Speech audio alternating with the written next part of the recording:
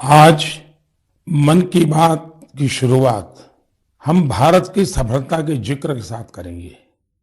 इस महीने की शुरुआत में भारत इटली से अपने एक बहुमूल्य धरोहर को लाने में सफल हुआ है। ये धरोहर है अवलोकितेश्वर पद्मपाणि की 1000 साल से भी ज्यादा पुरानी प्रतिमा। ये मूर्ति कुछ वर्ष पहले बिहार में गया जी के एक देवी स्थान कुंडलपुर मंदिर से चोरी हो गई थी, लेकिन अनेक प्रयासों के बाद अब भारत को यह प्रतिमा वापस मिल गई है। ऐसे ही कुछ वर्ष पहले तमिलनाडु के वेल्लूर से भगवान आंजनेयर हनुमान जी की प्रतिमा चोरी हो गई थी। हनुमान जी की ये मूर्ति भी 600-700 साल पुरानी थी। इस महीने की शुरुआत में ऑस्ट्रेलिया में हमें ये प्राप्त हुई, हमारे मिशन को मिल चुकी है। साथियों, हजारों वर्षों के हमारे इतिहास में देश के कोने कोने में एक से बढ़कर एक मूर्तियां हमेशा बनती रही। उसमें श्रद्धा भी थी, सामर्थ्य भी था, कौशल्य भी था और विविधताओं से भरा हुआ था। और हमारी हर मूर्तियों के इतिहास में तत्कालीन समय का प्रभाव भी नजर आता है। ये भारत की मूर्ति कला का नायाब उदाहरण तो थी ही, इनसे हमारी आस्था भी जुड़ी हुई थी। लेकिन अतीत में बहुत सारी मूर्तियां चोरी होकर भारत से बाहर जाती रही, कभी इस देश में तो कभी उस देश में।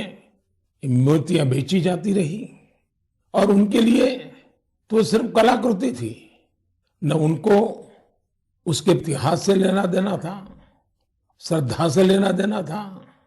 इन मूर्तियों को वापस लाना भारत मां के प्रति हमारा दायित्व है। इन मूर्तियों में भारत की आत्मा का, आस्था का अंश है। इनका एक सांस्कृतिक ऐतिहासिक महत्व भी है। इस दायित्व को समझते हुए भारत ने अपने प्रयास बढ़ाए और इसका कारण यह भी हुआ कि चोरी करने की जो प्रवृत्ति थी उसमें भी एक भय पैदा हुआ। जिन देशों में ये मूर्तियां चोरी करके ले जाई गई थी, अब उन्हें भी लगने लगा कि भारत के साथ रिश्तों में सॉफ्ट पावर का जो डिप्लोमेटिक चैनल होता है उसमें इसका भी बहुत बड़ा महत्व हो सकता है, क्योंकि इसके साथ भारत की भावनाएं जुड़ी हुई है, भारत की श्रद्धा जुड़ी हुई है और एक प्रकार से पीपल टू पीपल रिलेशन में भी ये बहुत ताकत पैदा करता है। अभी आपने कुछ दिन पहले देखा होगा, काशी से चोरी हुई मां अन्नपूर्णा देवी की प्रतिमा भी वापस लाई गई थी। ये भारत के प्रति बदल रहे वैश्विक नजरिए का ही उदाहरण है। साल 2013 तक करीब करीब 13 प्रतिमाएं भारत आई थी, लेकिन पिछले 7 साल में 200 से ज्यादा बहुमूल्य प्रतिमाओं को भारत सफलता के साथ वापस ला चुका है। America, Britain, Holland, France, Canada, Germany, Singapore, ऐसे कितने ही देशों ने भारत की इस भावना को समझा है और मूर्तियां वापस लाने में हमारी मदद की है। मैं पिछले साल सितंबर में जब अमेरिका गया था तो वहां मुझे काफी पुरानी पुरानी कई सारी प्रतिमाएं और सांस्कृतिक महत्व की अनेक चीजें प्राप्त हुई।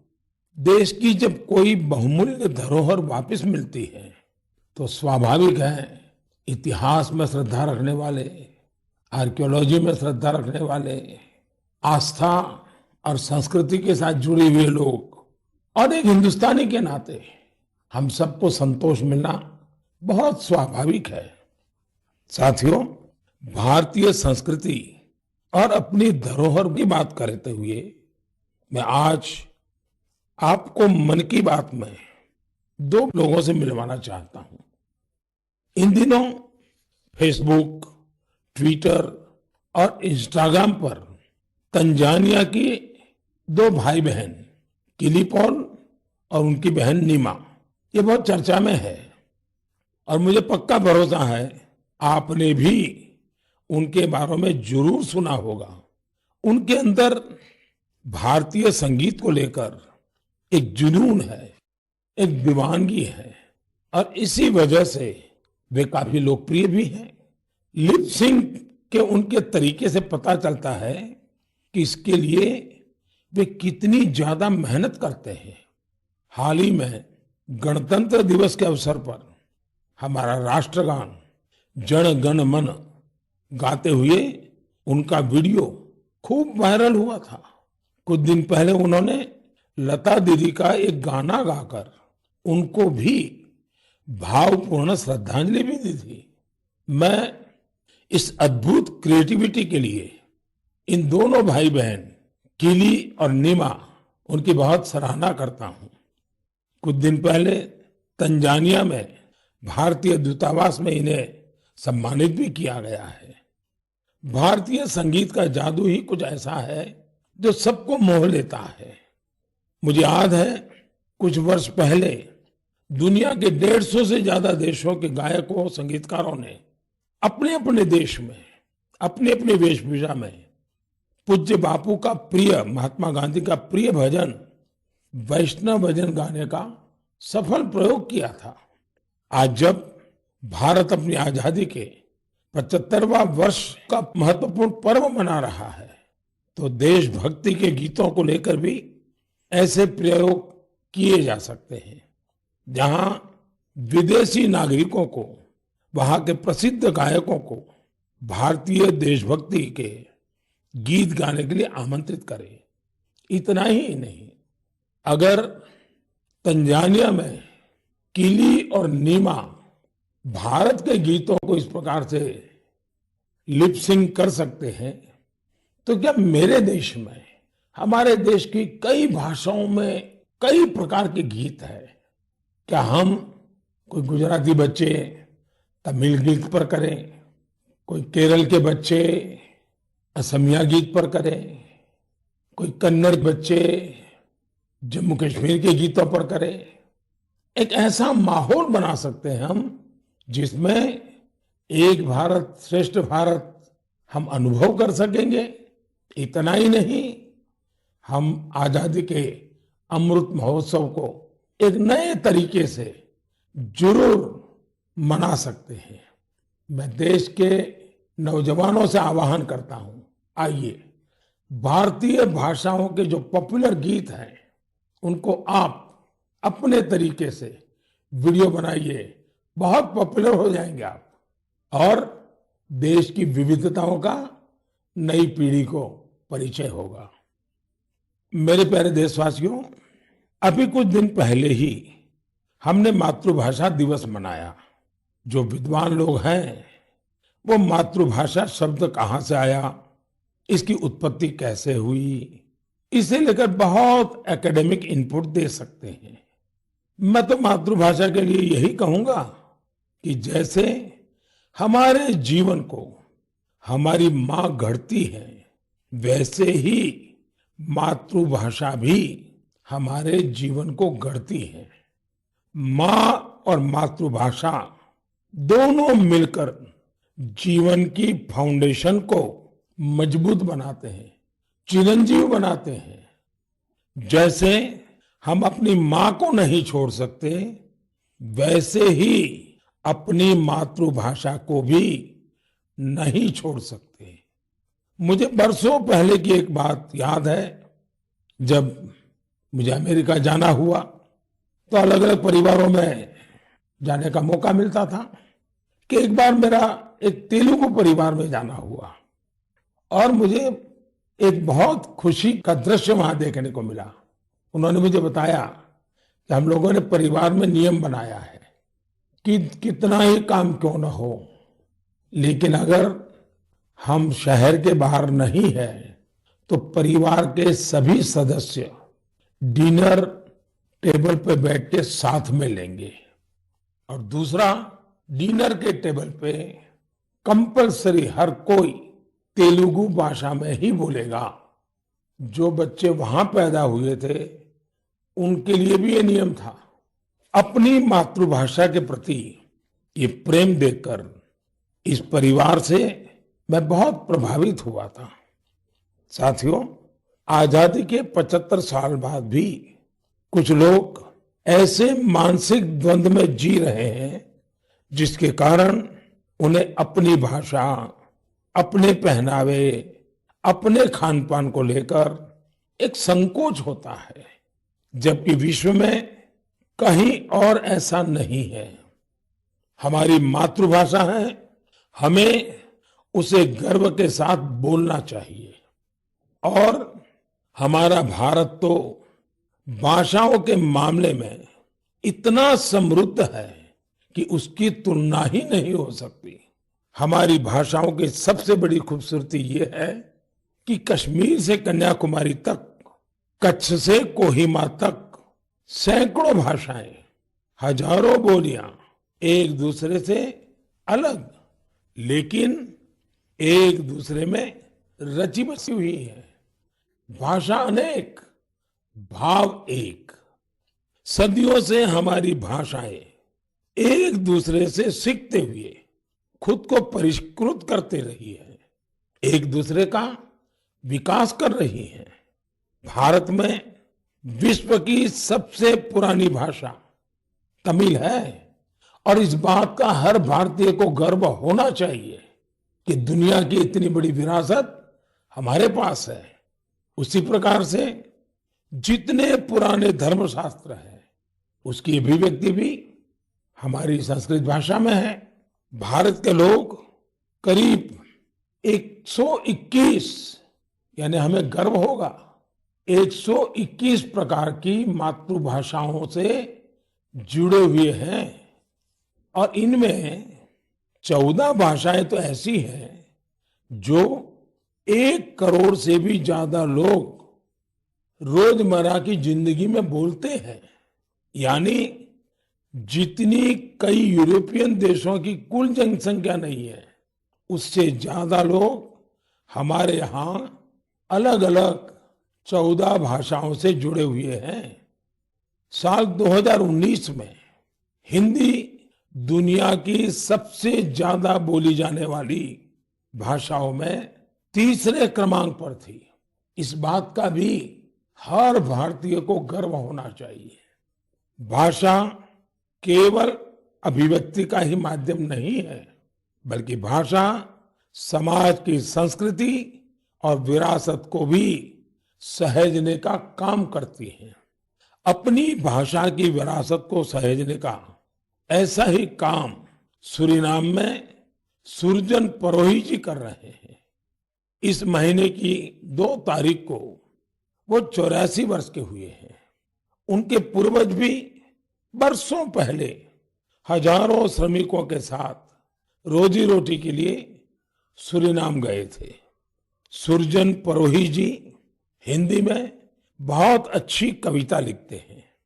वहां के राष्ट्रीय कवियों में उनका नाम लिया जाता है।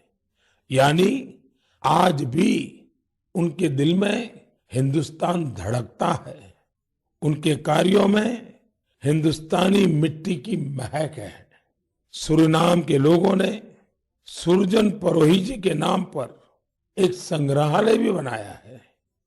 मेरे लिए ये बहुत सुखद है कि साल 2015 में मुझे उन्हें सम्मानित करने का अवसर मिला था। साथियों, आज के दिन यानी 27 फरवरी को मराठी भाषा गौरव दिवस भी है। सर्व मराठी बंधू भगिनींना मराठी भाषा दिनाच्या हार्दिक शुभेच्छा। ये दिन मराठी कविराज विष्णु वामन शिरवाडकर जी, श्रीमान कुसुमाग्रज जी को समर्पित है। आज ही कुसुमाग्रज जी की जन्म जयंती भी है। कुसुमाग्रज जी ने मराठी में कविताएं लिखी, अनेकों नाटक लिखे, मराठी साहित्य को नई ऊंचाई दी। साथियों, हमारे यहाँ भाषा की अपनी खूबियां हैं। मातृभाषा का अपना विज्ञान है। इस विज्ञान को समझते हुए ही राष्ट्रीय शिक्षा नीति में स्थानीय भाषा में पढ़ाई पर जोर दिया गया है। हमारे प्रोफेशनल कोर्सेज भी स्थानीय भाषा में पढ़ाए जाए, इसका प्रयास हो रहा है। आजादी के अमृतकाल में इस प्रयासों को हम सब ने मिलकर के बहुत गति देनी चाहिए। ये स्वाभिमान का काम है। मैं चाहूंगा आप जो भी मातृभाषा बोलते हैं उसकी खूबियों के बारे में अवश्य जानें और कुछ न कुछ लिखें।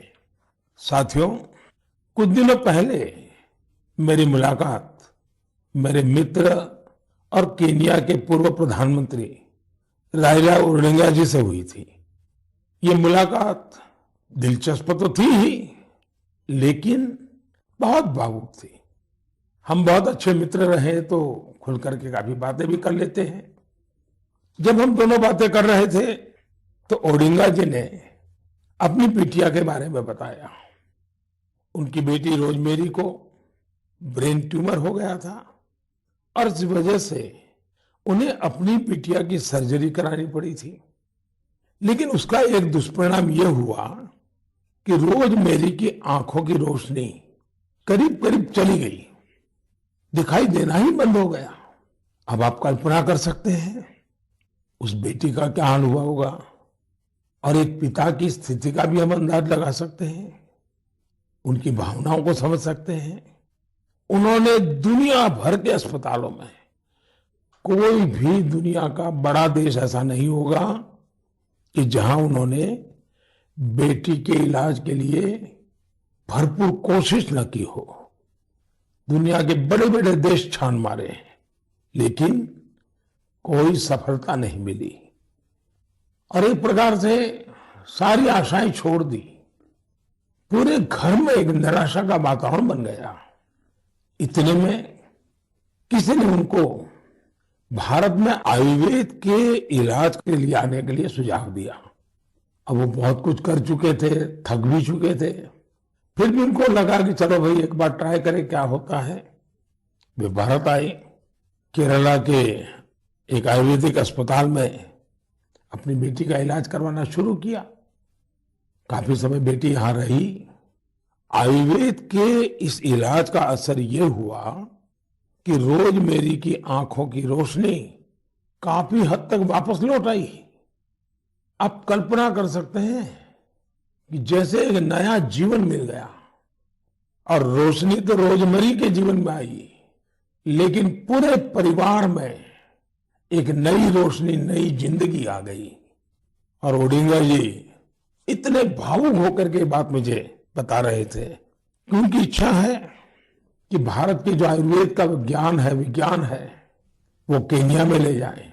जिस प्रकार के प्लांट्स इसमें काम आते हैं, उन प्लांट की खेती करेंगे और इसका लाभ अधिक लोगों को मिले, इसके लिए वो पूरा प्रयास करेंगे। मेरे लिए बहुत खुशी की बात है कि हमारी धरती और परंपरा से किसी के जीवन से इतना बड़ा कष्ट दूर हुआ। और ये सुनकर के आपको भी खुशी होगी। कौन भारतवासी होगा जिसको इसका गर्व न हो। हम सभी जानते हैं कि ओडिंगा जी ही नहीं बल्कि दुनिया के लाखों लोग आयुर्वेद से ऐसे ही लाभ उठा रहे हैं। ब्रिटेन के प्रिंस चार्ल्स भी आयुर्वेद के बहुत बड़े प्रशंसकों में से एक है। जब भी मेरी उनसे मुलाकात होती है वो आयुर्वेद का जिक्र जरूर करते हैं। उन्हें भारत के कई आयुर्वेदिक संस्थाओं की जानकारी भी है। साथियों, पिछले 7 वर्षों में देश में आयुर्वेद के प्रचार प्रसार पर बहुत ध्यान दिया गया है। आयुष मंत्रालय के गठन से चिकित्सा और स्वास्थ्य से जुड़े हमारे पारंपरिक तरीकों को लोकप्रिय बनाने के संकल्प को और मजबूती मिली है। मुझे इस बात की बहुत खुशी है कि पिछले कुछ समय में आयुर्वेद के क्षेत्र में भी कई नए स्टार्टअप सामने आए हैं। इसी महीने की शुरुआत में आयुष स्टार्टअप चैलेंज शुरू हुआ था। इस चैलेंज का लक्ष्य इस क्षेत्र में काम करने वाले स्टार्टअप्स को आइडेंटिफाई करके उन्हें सपोर्ट करना है। इस क्षेत्र में काम कर रहे युवाओं से मेरा आग्रह है कि वे इस चैलेंज में जरूर हिस्सा लें। साथियों, एक बार जब लोग मिलकर के कुछ करने की ठान ले तो वो अद्भुत चीजें कर जाते हैं। समाज में कई ऐसे बड़े बदलाव हुए हैं जिनमें जन भागीदारी, सामूहिक प्रयास इसकी बहुत बड़ी भूमिका रही है। मिशन जल थल नाम का ऐसा ही एक जन आंदोलन कश्मीर के श्रीनगर में चल रहा है। यह श्रीनगर की झीलों और तालाबों की साफ सफाई और उनकी पुरानी रौनक लौटाने का एक अनोखा प्रयास है।